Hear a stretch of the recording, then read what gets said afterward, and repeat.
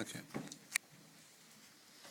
Alright, so the topic that I'm going to share with you is one that was kind of brought to my attention on the very first day I came here for new student orientation. And rather than orientate me, they talked about bottled water for a long time. And it was something that at the time I just couldn't care any less about.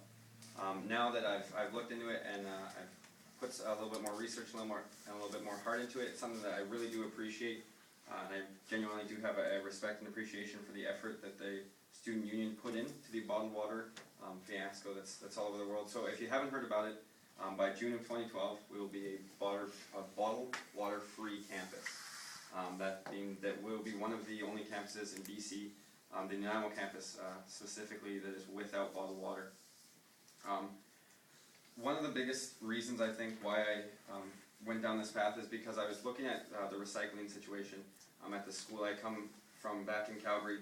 When you walk around, we call them blue, black, and green bins, and they're everywhere. Black is garbage, blue is recycling, and green is compost. And you just don't see that as much out here around the island, and it's something that kind of irritated me because I was convinced that I was going to come out here and be with a bunch of hippies, and we're doing a better job in Alberta. So what I am going to specifically talk about is the bottled water. And so in the US, bottled water accounts for, they sell about 500 million bottles of water every week. That sounds like a huge number. To make it sound even huger, we'll say that that's enough to circle the globe 5 times in a week. So Health Canada recognizes that bottled water has the same regulations or very similar to that of our tap water. So that's what I'm going to talk about today, and hopefully I can push an urgency onto you that as we implement it into our school, that hopefully you can take it home with you. You can talk to individuals at your workplace, and hopefully, most importantly, just something that you can incorporate into your life. So, the first thing I want to talk to you about is what they call the Cleveland and Fiji brand bottled water. Fiji brand, if you've ever seen it, it's a small bottle, it's in a square. And a few years ago they had a campaign that they thought would be humorous, and they wrote on their bottles that it wasn't bottled in Cleveland. Well, this bugged Cleveland because they didn't enjoy being the butt of the jokes. So they went in and they tested the specific Fiji brand, and Fiji actually failed and was lower quality than Cleveland tap water. And so this is really what brought to light the testing and the regulating of a lot more bottled water. And so for an industry that exploded in the early 80s, specifically because pop companies realized that you can't just sell people pop, they're going to realize it's bad. And so it kind of started as PR, like the carbonated water, as kind of the prissy or the uptight people that wear scarves and carry their briefcases in the Starbucks. That's who they sold bottled water to, and now it's massively sold to everyone. And so Aquafina and Dasani are 2 of the biggest brands. They're also part of the 1/3 that is straight tap water. And this is a truth that was revealed in 2007 by Pepsi when they were basically embarrassed into telling individuals that it was bottled water because of harassment they were getting from customers. It was at the same time where they removed the mountains from the Aquafina label. If you look at a 2005 Aquafina bottle, it looks very different from a 2011 one because they now have to regulate what they put on it, because it's false advertisement to put a bunch of big mountains and streams on it when it comes out of a tap. They weren't forced to put a tap on it, but that's what it should read. So, in 2006, Aquafina sold $2.17 billion worth of water. Water sells for 2,000 times what you pay for it at your tap. To put this into a little bit of a better logic, when was the last time you bought a $10,000 sandwich to go with your 2,000 times the price bottled water? You've never done it. And so really, what happened when Pepsi was confronted is they made a mass release, and Dasani and Nestle followed. Both companies. Nestle had $1.7 billion worth of sales in 2006, and Dasani had around $2 billion worth of sales as well. And so why Pepsi did it is they wanted to be the first ones to do it, so it made them look like the better company that was still selling you your own tap water. So literally the Pepsi statement was, if it helps to clarify the fact that the water originates from public sources, then it's just the reasonable thing to do. allowing us to look at them like the reasonable and the least of the evils, but still the same company with the same ideas. And so where the problem comes in is the money that we spend on it and the recycling. How much of it is actually recycled and how much are we actually spending. So I've gone over some of the figures about how much we're actually spending, and so I'll step into the recycling to look at it for just a moment here. And so one of the main stories in researching that I found was called The Story of Bottled Water. It was done by Annie Leonard, and she's just a California resident who is behind a program called Take Back the Tap, something I'll talk about in just a moment here. But she was convinced that she wanted to recycle a bottle and follow it all the way through the process. Now, I couldn't exactly find where the majority of bottled water from BC is recycled, but for a lot of bottled water in California, it's recycled overseas. So the first frustrating thing for her was to drop a bottle off at the bottle depot and get on a boat and follow a shipment of bottles overseas for them to then be trucked in. And it was at this point where she says, and I'll provide you the link at the end here just so you can follow her story, where she was separated from the bottle, and so as they went to the plant to see where it had gone, they came over the hill, and the mountains that she saw were not the mountains that it looked like on the Aquafina bottle. They were mountains of bottles. And so what they did in the specific place that she went to was they didn't recycle, they downcycled. So what downcycling entails is, rather than taking a bottle that's already a bottle and keeping it a bottle, they would cut the portions that are hard to recycle off and throw them out there, and then downcycle, so make them into lesser plastics, the remaining.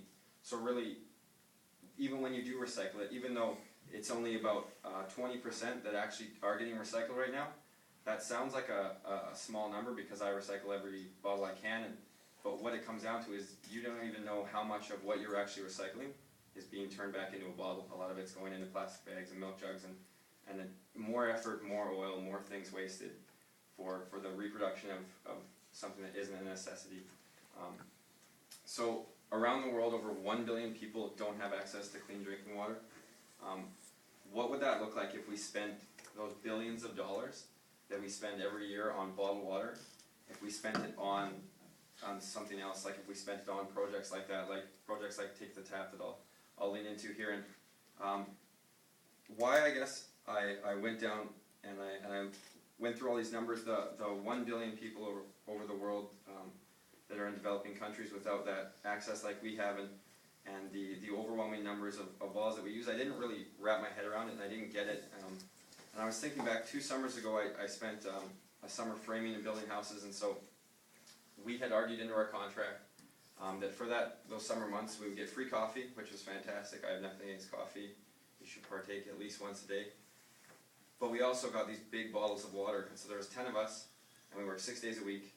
So for that one company, on one house, on one massive house, but on one house, we had 720 bottles of water in that summer, and big bottles of water, and whether they were recycled or thrown into the massive bin next to us, I can't remember. But really, when you break it down and you begin to look at it through your life, I hope that those are some of the numbers that you'll start to see and something that you can implement. So some of the solutions, one of the most outstanding ones that I saw was Take Back the Tap. So it's not only a clever name, but it's a call to action. It's basically one of the first things that you can do is request a water report of your community, or request it from your community leaders. So be aware about what you're doing. This is something Calgary just had the big fluoride debate, so it was something that went back and forth, and in the end, who cares? It's fluoride.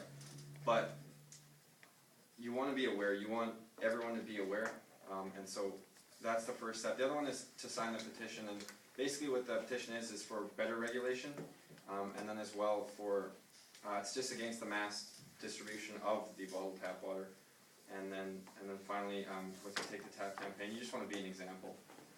The only way to grow this and to make this movement that is a snowballing effect, to make it grow is to be that example. So I'll just conclude in saying that the consumption of bottled water is decreasing in North America, and so if all I've done today is remind you to follow through with that and to keep that growing, then time has gone to good use. And if beyond that I've encouraged you to implement it in your home, your workplace, and any organizations or anything that you're involved with, then it's been a wild success. Thank you.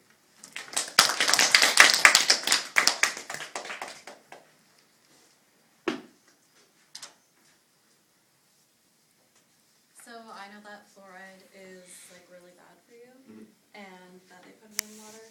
So, I wasn't sure how you were relating that to the speech, so they're taking fluoride out of water, or? In Calgary, basically it was brought up in a few communities, through campaigns like Take the Tap, where you just ask for a water report, and that's where it starts. So when they asked for the water report, there was more fluoride in it, and then so it basically brings light. It says that you're not gonna just ignore like what's in your water, and that you're gonna take that to heart. Like, just when you look at like other things that asking for water regulation has brought up, both Aquafina and Dasani have sodium in their water. They put it in there.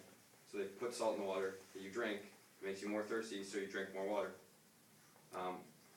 So I guess I just brought that up just to say that when you ask for the regulations and when you ask for the water reports, it just brings to light, in little individual communities, which then in turn turned into all of Calgary was a mass vote, and so that one went through this last year, so.